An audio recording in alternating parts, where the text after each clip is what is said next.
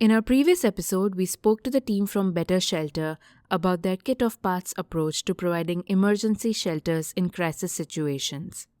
Today, we continue that line of inquiry and look at the work that pop-up housing has been doing in India by deploying an industrial and modular construction system.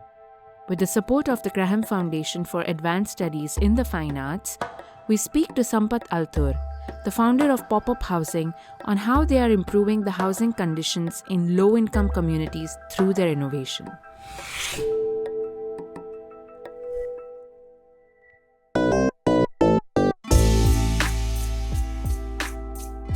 I am Vaissnavi Shukla, and this is Architecture Off Center, a podcast where we highlight contemporary discourses that shape the built environment but do not occupy the center stage in our daily lives. We speak to radical designers, thinkers, and changemakers who are deeply engaged in redefining the way we live and interact with the world around us. Sampat, before we talk about pop-up housing per se, I thought we should dig a little more deeper into what the idea of pop-up means. I mean, you hear about pop-up stores and you hear about pop-up structures, and almost in a very fancy way, you'll have these luxury brands come in with pop-ups in the middle of New York City and London and all of those things. The inherent idea, of course, is that these pop-up structures are temporary, often temporary, but that's what they're supposed to do, remain there for a very short period of time. Now, how do you approach the idea of permanence in communities facing constant displacement while talking about these pop-up structures? Yes, thanks, Vaishnavi. So if you look at it, pop-ups also have another connotation to it. You look at a lot of our displays. At times we have these pop-up ads that come up, and pop-ups are something that people sometimes don't really like them to come up, right? Or even if you look at a neighborhood, a lot of times when there's a pop-up store, there is a little bit of tension in the neighborhood. Like, who's gaining, what's happening, and why is this happening? It's disturbing the neighborhood. So there is some tension that's always there when there's something that pops up out of nowhere. And I think the idea actually started for me when we were looking at pop-up events like the Kumbh Mela in Nasik. It's once in 12 years. First time I'm hearing somebody call Kumbh Mela pop-up event. Really? No, it actually is, but I mean, the scale of it wouldn't make you think about it as like a pop-up event, It does pop up though, so. Yeah, so it's I think Nasik, like in 2015, when I was invited to participate in a challenge to kind of look at solutions for the Kumbh Mela. So I was fascinated by the idea because I was exploring alternate architecture and innovative housing solutions. And I said that would be a great sandbox for me to go and explore. And prior to that, actually, if you look at the US, there's an event called Burning Man Festival. Yes. And one of my mentors, Freeman Murray from Burning Man, he's a building manager there. And it's like a 3-month festival in a desert that happens once in 2 years or so. And it's a very hippie kind of an event, but it's very, very futuristic. So we have people from tech, from arts, and it's like the intersection of what the future looks like. And so one of my mentors, Freeman Murray, was actually a building manager there. And he himself was a very innovative and very creative person. And he was looking at industrial structures for habitable spaces in events like the Burning Man. And he created art spaces with these pallet rack structures, which were just interlocking, and you could go 3-4 stories high. Didn't need much of a foundation, freestanding. And he started tinkering with that and making art spaces and cultural spaces. And then he came to Bangalore, India, in 2008, and took up a empty lot, and he actually set up a co-working space, art space in Bangalore. And I actually bumped into him in one of the events, and I told him that I run some student hostels, we have a family business, we're doing rental housing. And he was like, why don't you should come and check out my space? And we went and had a look at the space, and I was fascinated to see something come up in the center of a city on empty lot, which was actually kind of gathering a lot of garbage and waste and public nuisance, and creating this functional space out of really nothing, and just overnight, like within a few days, it was set up. So that really got me interested, and I started spending a lot of time with him. We did a lot of structures in the peri-urban uh, Bangalore, and when Kumbh Mela, the opportunity of Kumbh Mela came up in 2015, I was like, let's go and try this out for the Kumbh, because there are 30 million people coming. It's a city with around 2 million people, and the infrastructure was a big bottleneck. Can we look at really addressing some infrastructure challenges in the Kumbh Mela? And I wrote to the Kumbh Foundation, and our idea was shortlisted as one of the top 10 innovations. And MIT Media Lab was there, and we were selected. We got a small grant, and we actually built the first multi-level portable structure in the Kumbh Mela, in the history of Kumbh Mela. It was really fascinating, and we were always, you know, prodded by the MIT scientists and the local mentors there. Can we think beyond the Kumbh? So, can we also think beyond the pop-up events? Can we look at solving more urbanizing issues? Can we look at cities? Can we look at urbanization? Can we look at migration and look at the Kumbh Mela as a sandbox and see what can come out to really solve real world problems? That got me really excited. And one of the learnings I really had there was I started looking at cities as a year-round Kumbh Mela. I started looking at cities as a year-round pop-up event. Millions of people migrating to cities and coming and going out. If you look at it, people are migrating, but the place is a constant, right? So though people are migrating, the space is a constant. So that is permanent. Though the people are moving in and out temporarily, the space remains. So, there's a different set of people coming in. So, it kind of blurs them what's temporary, what's permanent. And that really got me thinking and started looking at cities as a year-round Kumbh Mela pop-up event, and also started looking at cities as a year-round disaster. Infrastructure is failing. It's not catching up to the kind of needs that are demanding in urban cities that the way India is growing. So I started thinking, like, instead of waiting for a Kumbh Mela to happen once in 12 years to innovate, instead of waiting for a disaster to innovate, can we start innovating and intervening right now in urbanizing cities? That's where the whole idea of pop-up housing really came up, and stretching the limitations and looking at more permanent portable solutions. I have this other mentor of mine in the US, Tim McCormick, and we were having this conversation of what's temporary and what's permanent. He said, you can look at it as permanent portable. You don't really have to call it as temporary, but permanent portable. So yeah, and I think that's where I started looking at modular framing systems, industrial materials, and seeing how we can really look at solving problems for people. So now that you've kind of dipped your toe into it, please tell us what pop-up housing is.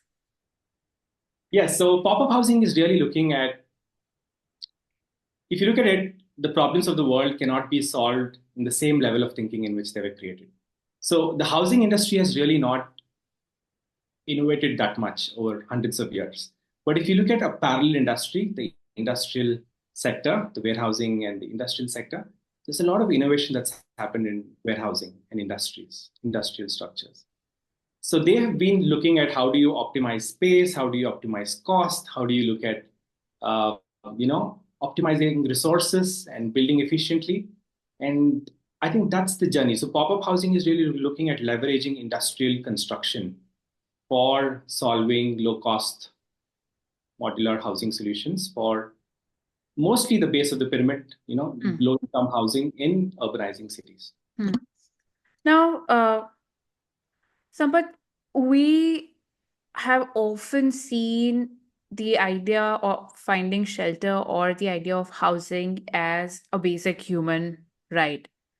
And yet it remains a privilege for many, because if you look at broadly the population that is homeless or unhoused, it's a striking number when you consider that it's such a basic living necessity. If you were to think of housing as a service, or if you were to think of yourself as a service provider, evolving, I don't know, in the future, what role do you think housing as a service could play in addressing housing shortages, especially in urban areas? So, of course, usually when you look at housing, you look at housing as a physical space, as a building, right? As a commodity that is sold, that is traded, or that is gifted to uh, the lower part of the pyramid as a part of government schemes. So for us, of course, we are used to different PM yojnas, and you have different Awas yojnas, and you have LIGs and MIGs and all of those things. So beyond providing shelter, how do especially your projects empower the communities to shape their future and also challenge kind of all these systemic inequities that exist in the housing world? Yes. So if you look at it, if you look at the government is really doing its best to look at addressing. Yeah, I think it's not an easy job to really solve this problem because I think it's more than the housing; it's the land that's a bigger challenge when it Yeah, comes to yeah, housing. yeah, yeah, yeah.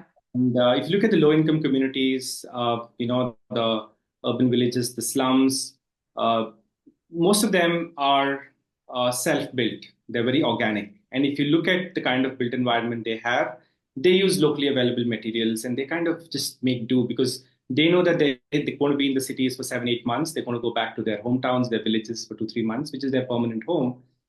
So they are okay with living in um, you know infrastructure that's not up to the mark, and it's a pity that they really have to settle for low. I think that's where I feel innovations can really play a big role, where if they know that this is something that has a resale value, this is Mm. something that can be reclaimed, that can be reused, Or designed for or this. even or even I think Sampath, think about them as assets in a lot of way. Yeah. Definitely, and if you look at it as designed for disassembly, right? Then I feel that they will have this incentive to invest in it and not look at it as a expense or a liability, but as an asset that you've said. This is something that is an asset for them. And very interestingly, the PMAY, the government of India, earlier when they came up with PMAY, the initial version, they were looking at housing just as these two categories of pakka versus kacha. Anything that was not concrete was put in under the bracket of kacha, and pakka was only concrete buildings, right? Right. And they were looking at making all the housing for all sections of society into pakka buildings, and they wanted to just concretize everything, which was not a great way to look at it, especially when you're talking about climate change and Mm. carbon emissions.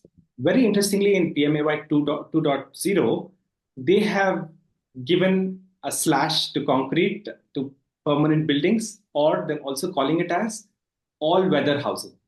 Mm. So they have opened up to the notion of what could be a permanent housing as all weather housing. And if you look at the Building Materials Technology Promotion Council, there's a lot of housing innovations which are prefab, which are modular, which are Right. industrial, and which are factory made. So I think this whole concept that it has to be concrete to be a pakka house is kind of changing, and that's really good for the industry. That now we are open to solutions that are modular, that's prefab, that's industrial. It has to be basically all weather housing. That's what they're looking at. And I think it's a great trend and a lot of hope for the future for innovative housing solutions to come up. Now, when you also talk about housing and especially low income housing or temporary shelter when it comes to housing. So, just in the previous episode, we were speaking to a company based out of Sweden called Better Shelter, which does, you could look at it as pop up housing of sorts, but they're doing shelters for refugee camps around the world. Now, Yes. when you talk about building for crisis situations or even pop up housing, there's a certain connotation attached to it that it is, of course, temporary, it's cost effective. And somehow, when you club these two ideas together, by default, you start thinking about its longevity and you know it's not meant to be around for too long. In terms of your work and in terms of pop-up housing that you do, how do you really negotiate the idea of the finance part of it that goes into the production of product of pop-up housing versus the longevity and sustainability part of it, where um, you know that it comes with a certain lifespan, all buildings do, but relative to your pakka houses that you otherwise talk about, where does it stand on the scale? Yeah, so I think it's an interesting question. So if you look at pop-up housing, like I'm also a big fan of Better Shelter. And it's a core structural solution. If you look at it, you have a basic shell. It's a modular structural framework. And the beauty of having a modular framework, like a skeletal system, is that you can really play around with the kind of finishes that can go on for the walling and the roofing. Mm, And we've had projects where we use these heavy duty solid angle frames, which are L angle perforated sections, which can be bolted together. So we avoid welding, which is again a constraint in low income communities where there's not enough power, there's not enough skill. So we use very simple joineries with just the bolting mechanism to assemble these frames. And once you have a structural framework, then it's like a canvas. You really can look at it as a emergency shelter. If you want to use something really very basic, like it could be fabric, it could be a top, it could be any of this kind of very light, very very quick, simple materials, or you could even make it something more semi-permanent with something more like a panel or a sheet that can go on to the frame structure, or the same structure can be reinforced to make it more permanent using local materials again. I think that's the beauty of having a solution that's more of a framework based kind of a solution, which pop up housing is. And I feel that's the beauty. So some of our projects we've used right from semi-permanent. We've also tinkered with making it more permanent. So it's given us those opportunities based on the needs, based on the communities, and based on what people want. And the best part, the previous question that you asked about housing as a service, especially in the low-income communities where they don't own the land, there is a local landlord. There's a lot of dynamics around mm, collecting rent even on the land, right? They yeah. just collect rent for the land, for the water service, for the power, electricity. So I've seen a lot of times that people who have access to space, not necessarily owners, but even people who have access and control of that land, even if it's litigated, see this as an incentive to increase the value of that space by adding some kind of infrastructure so that they can get slightly higher returns in terms of rentals. Mm, And why not? People love it when there is some kind of a better, superior infrastructure there, which they can have a door that's lockable, they have a private room, they have a toilet, they have a kitchen. So all these things add value, and I feel the migrants definitely don't mind paying for these services. So housing as a service, I see a huge demand, and there's a huge opportunity for us to really look at pop-up housing solutions for addressing the affordable rental housing segment and creating functional spaces for people, whether ownership or rented. mm.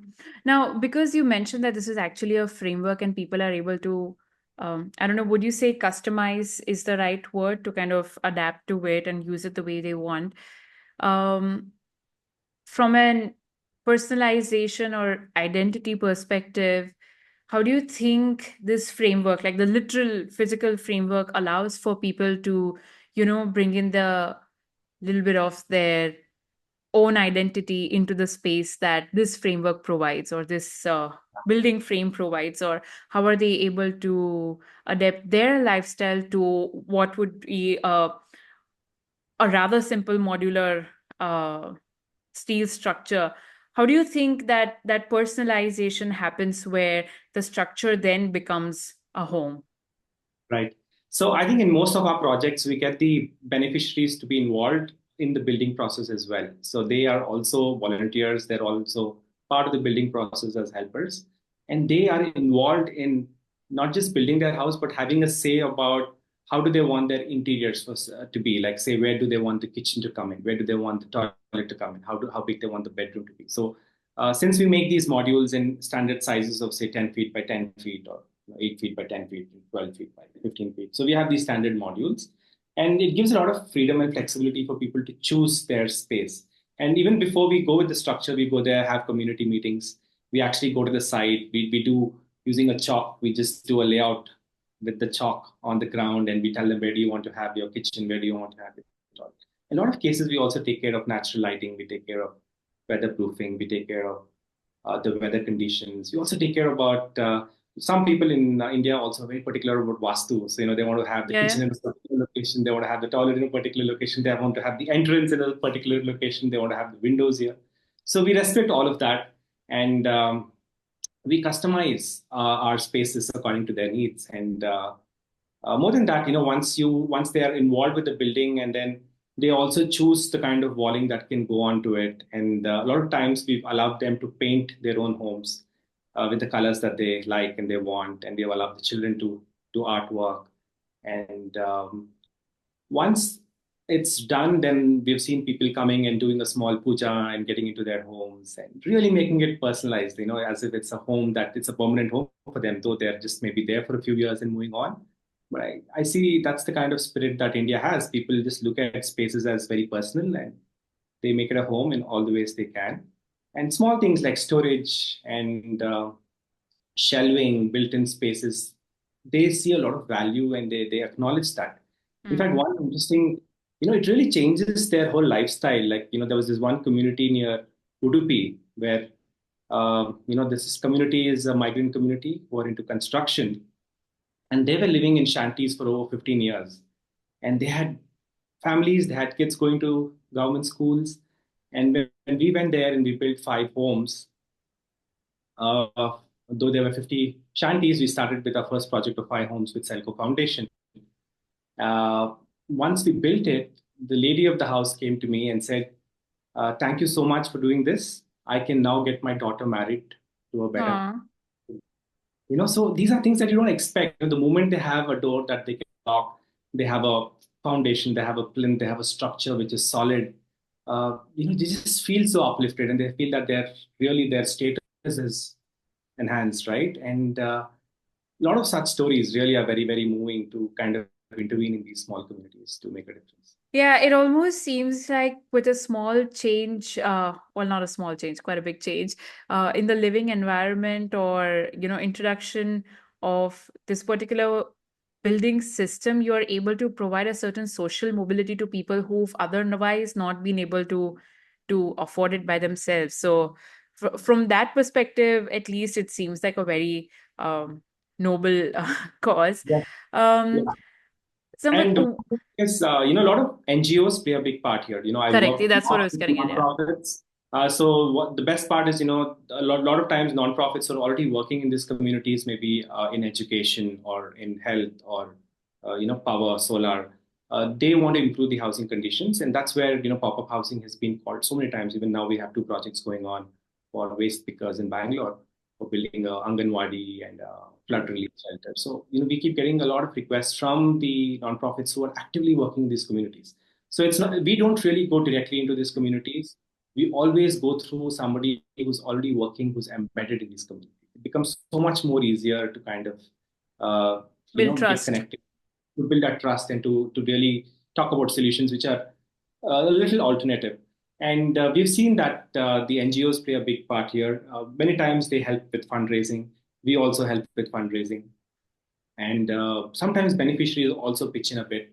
So it's, I feel, a collective effort. And we really need to see how do we make it a more sustainable model, because at the end of the day, I feel housing uh, is can be also a livelihood. We've seen Mm. people who are using housing as a livelihood by we can even do like a mezzanine floor, like a G+1. So we are having people live in the ground floor and renting out the room on top and earning extra income Mm.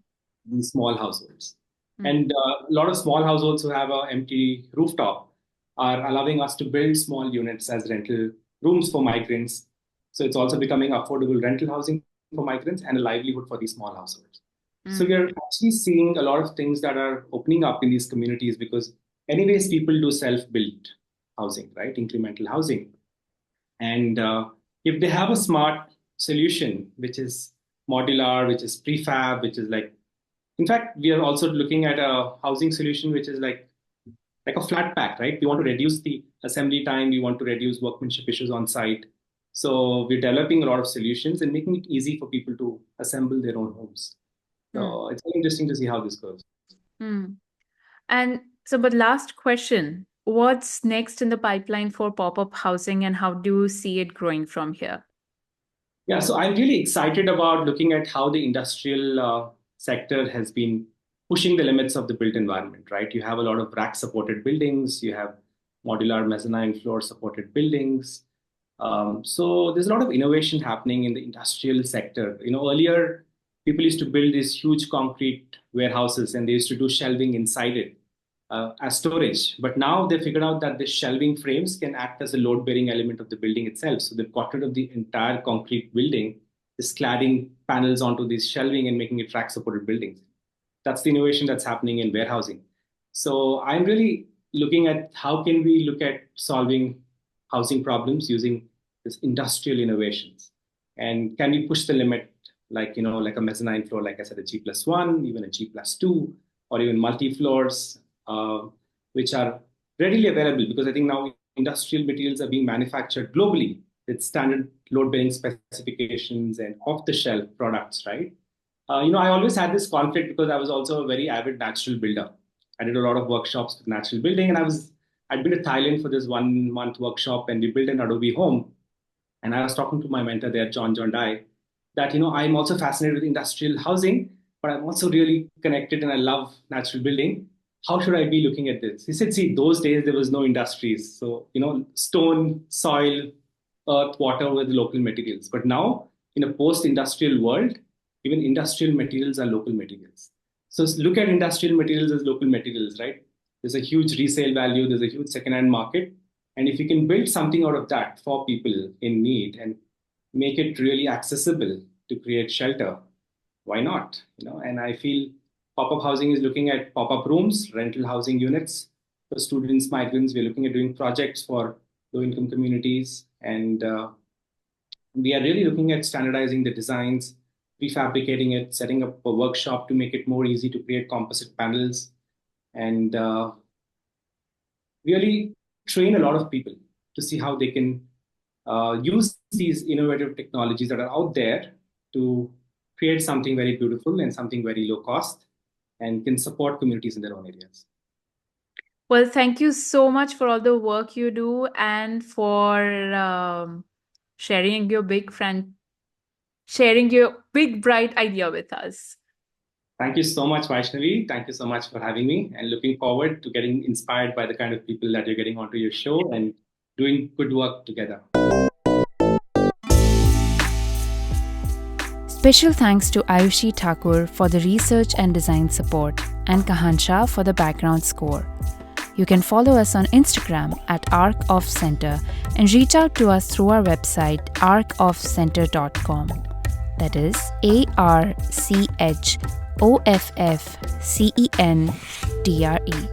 And thanks for listening.